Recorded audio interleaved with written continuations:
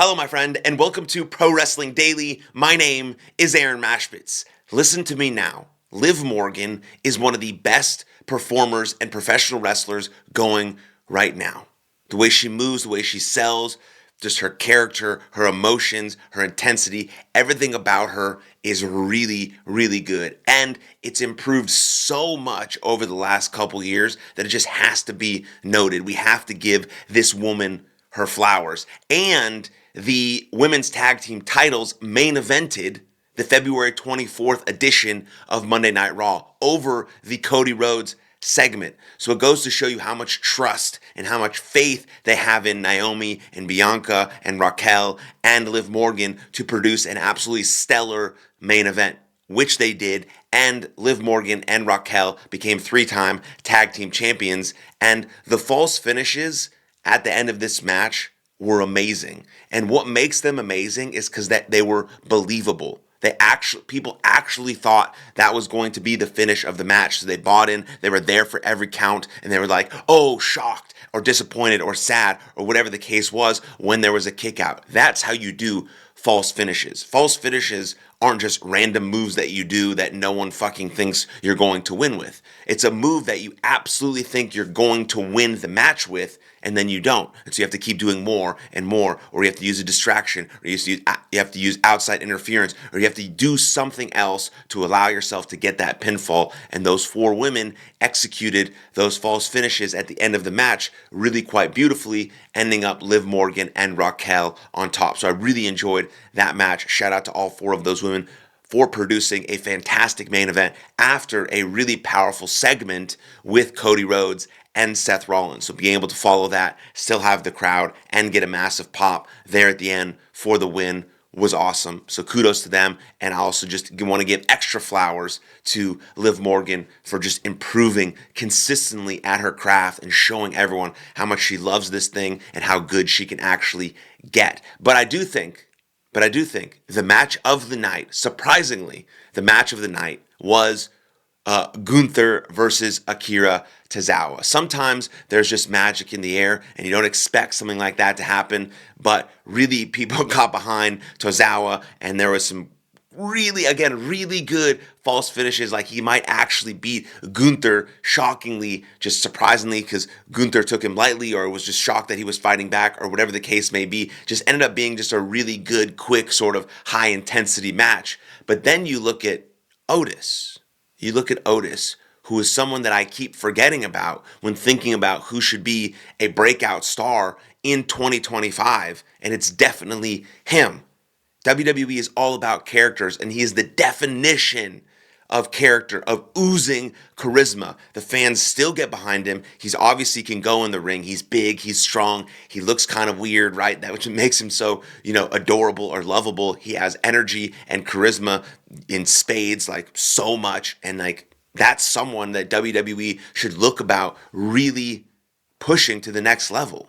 And so I keep forgetting about Otis, but like what a guy Otis is. Just absolute oozing charisma. And that match with Gunther and Tozawa was surprisingly, really, really good. And so those are the 2, matches of the night that really stood out for me, the main event and that one. So cheers to all of those people for putting in that type of work and creating that type of energy in the ring. And then we move on to what I think we're going to see at WrestleMania, potentially, which is going to be this fatal 4-way. Now, we keep seeing a little tease of it all, right? We keep seeing this like a little tease of Braun Breaker and AJ Styles.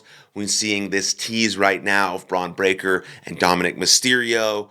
We keep seeing that, but I think the Dominic Mysterio Braun Breaker tease is leading to Finn Balor, Braun Breaker. There was rumors of AJ Styles and Finn Balor, and so you have all of that in the mix, and then you have Penta, who didn't win the triple threat match, but is really on a tear right now, and people are really, really behind him. So I think all of those guys get in the ring, AJ Styles, Penta, Finn Balor, and Braun Breaker get in the ring for a fatal 4-way for the Intercontinental Championship at WrestleMania for one of the probably a very cool match. I mean, there might be a lot of multi-man matches because there's so many people that got to get into the spots, but I think this fatal 4-way could be a really excellent match. You have 4 really good professional wrestlers in 4 with a lot of different styles. AJ Styles and Finn Balor are similar, but then you have Braun Breaker, the powerhouse with speed, and then you have the world-class luchador in Penta. So I think that's what they're sort of teasing. We saw that cool, catch from AJ Styles of the t-shirt with him and Braun Breaker. Then you saw Braun Breaker and Dominic Mysterio have a match, but really it was about Braun Breaker and Finn Balor, and then at some point they'll throw Penta into the mix, maybe when he's done with Ludwig Kaiser and Pete Dunne, or we'll just get a triple threat, but I think there might already be another triple threat on the card potentially, so you make that a fatal 4-way of Braun Breaker, AJ Styles, Finn Balor, and Penta, and of course you have Braun Breaker win there as he keeps the IC title, or you have Penta win there, huge massive pop. Finn Balor and AJ Styles don't need that win, and then you have Braun Breaker sort of move on potentially to a one-on-one feud with one of those guys as former world champions to continue to elevate him into that world championship status where he will be maybe at the end of 2025 or in 2026. And again, Otis then is another guy that we need to push because he's just blasting out of his seams with charisma, and the fans just desperately want him to go on a great run and have a great push. But maybe the biggest story of the night or of the week or heading into Elimination Chamber is obviously this Cody Rhodes situation. So The Rock, again, for those who are unfamiliar, basically asked Cody Rhodes to sell his soul to him, to be his champion, to be the corporate champion. So all of his quote-unquote dreams will come true. He'll take care of everything. He'll be the champion. He'll be The Rock's champion. He'll sell his soul to the corporation. And of course, Cody Rhodes is obviously thinking about this at a very deep level. He has a lot of people in his life, as he said on Monday Night Raw, that he has to take care of. And so all of his dreams will come true, which means he'll get all of the money he's ever needed, and he doesn't have to fight, scratch, or claw for it anymore. He's just it's just handed to him.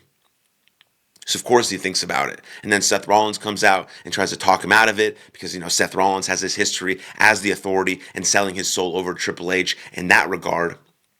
So they have this really good back and forth about it, honest about what's going to happen, about Seth Rollins saying he's going to win the Elimination Chamber and he wants to face this true American nightmare, really good guy, Cody Rhodes, not the one who's about to sell his soul to The Rock. He doesn't want to face that guy at WrestleMania. And so ultimately what I think we're going to see potentially at Elimination Chamber is Cody Rhodes turn that offer down.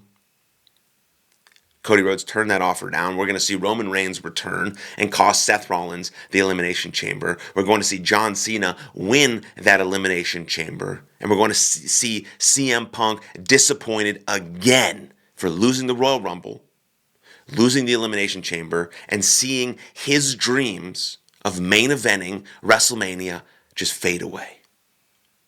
Just fade away. He came back to WWE for one reason, for big business and for money. And the biggest money and the best business is main eventing WrestleMania. There's no bigger business in professional wrestling than main eventing WrestleMania. And now CM Punk is seeing that slip away through his fingertips for another year, losing the Royal Rumble, getting thrown out by Logan Paul of all people. Then losing the Elimination Chamber to John Cena, who's now going on to main event WrestleMania to win his 17th world title. And what's CM Punk going to do?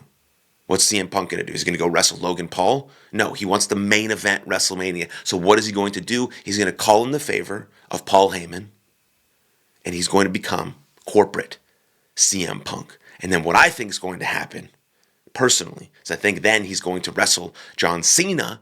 Somehow that match is going to happen. The Rock makes that match happen as corporate CM Punk wrestles John Cena on night 1 to see who faces Cody Rhodes in night 2 in the main event for the WWE Undisputed Championship.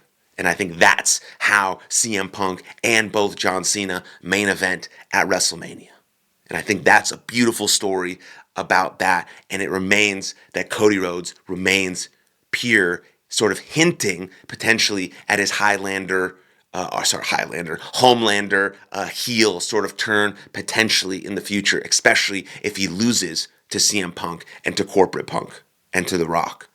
So I think those are the things that are start to unfold as we inch closer and closer to Elimination Chamber, and of course to the grandest stage of them all, WrestleMania. So I can't wait to see what happens at the Elimination Chamber with everything that's going on, with women, with the men's match, with Cody Rhodes, with The Rock, with Sami Zayn, with Kevin Owens, with potential returns of Roman Reigns, with potential returns of Randy Orton, of Jade Cargill. Like, it's going to be amazing. So strap in, start getting excited, because I think this WrestleMania 41 is going to be one of the best, especially if some of these things start to materialize in a really, really cool and powerful way. And we don't really know where The Rock is going to go, what he's going to do with this sort of corporate champion, sell your soul authority type thing, and it's just exciting. I'm here for it. So make sure that you subscribe to Pro Wrestling Daily so you can stay in touch with all the news every single day, and make sure you comment below what you thought, what you think, your predictions, your rumors, anything you want to see moving forward from the WWE, and make sure you hit that like button, subscribe to the channel, and I will see you guys next time. Cheers.